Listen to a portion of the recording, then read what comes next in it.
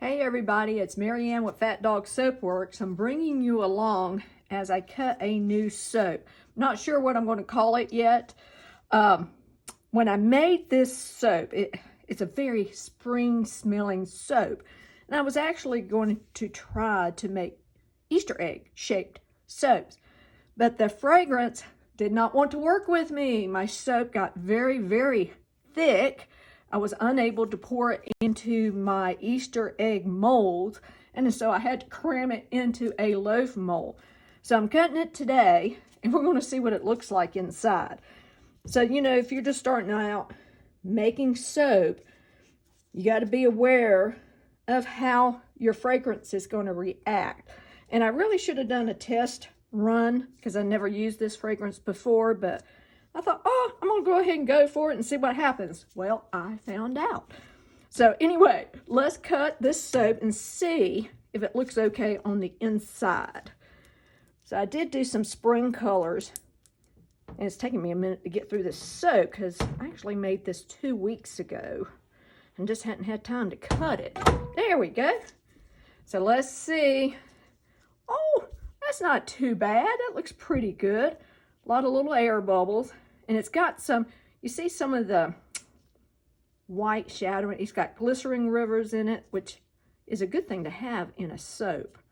It actually doesn't look too bad. We'll keep cutting and see what we've got.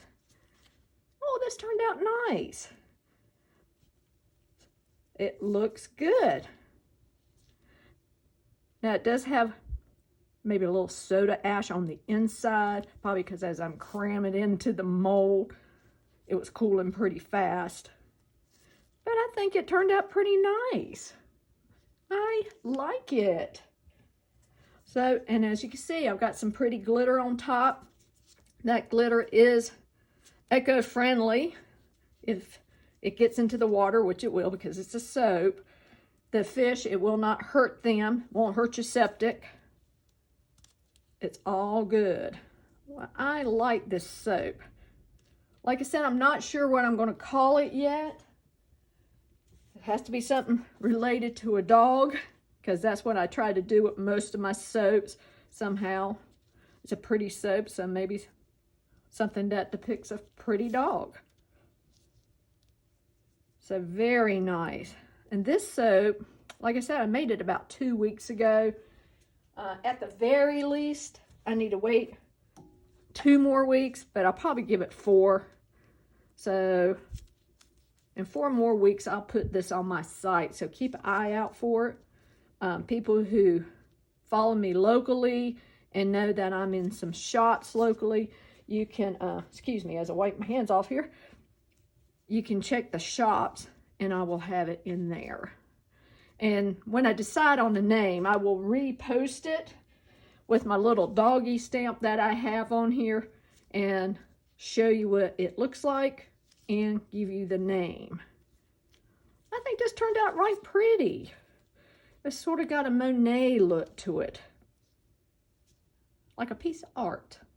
And you know, soap making is like that. It is an artistic endeavor, along with being a chemical endeavor, because you got to decide how you want your soap to act when it's cleaning people. Do you want it to be less cleaning, more cleaning, scrubby? Like I have a soap that has sand in it. Now this one is just a basic fun soap. Oh, look at this one. This one turned out really nice. I like it. And I think it did well, considering I was literally squishing it in to the mold. Yay, I'm so happy. That's another fun thing about soap. You just never know how it's going to turn out. You think, oh, I've totally screwed up. I've wasted so much product. But then, look, it looks wonderful. All right, I like it. So I've got a couple more loaves. I'll cut those up.